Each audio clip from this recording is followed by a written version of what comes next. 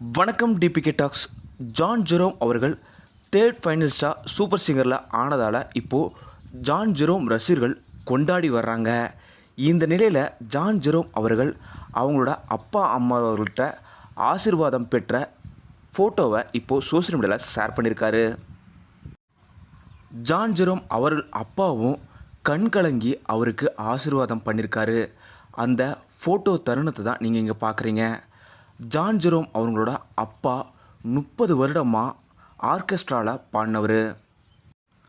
அவரோட அப்பாவோட மிகப்பெரிய கனவே ஜான் ஜெரோம் அவர்கள் சூப்பர் சிங்கர் டைட்டில் வின் பண்ணணுன்றது தான்.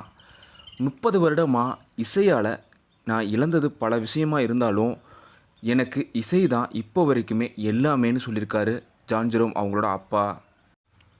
ஒரு இசை நிகழ்ச்சிக்கு போனால் 100-200 தான் எனக்கு கொடுப்பாங்க, இருந்தாலுமே என்னால் இசையை விட்டு கொடுக்க முடியலன்னு ரொம்ப எமோஷ்னலாக பேசியிருக்காரு. ஜான் ஜெரோம் அவர்களும் அப்பாவோட இசையை பார்த்து அப்பாக்கிட்ட இசை கற்றுக்கிட்டு தான் இந்த அளவுக்கு வந்திருக்காரு. அதனால் அப்பாவோட இந்த 30 வருட கனவை நாம் நிறைவேற்றியே ஆகணுன்ற ஒரு லட்சியத்தோடு தான் இவர் சூப்பர் சிங்கர் 10ல் வந்து பார்ட்டிசிபேட் பண்ணியிருந்தார்.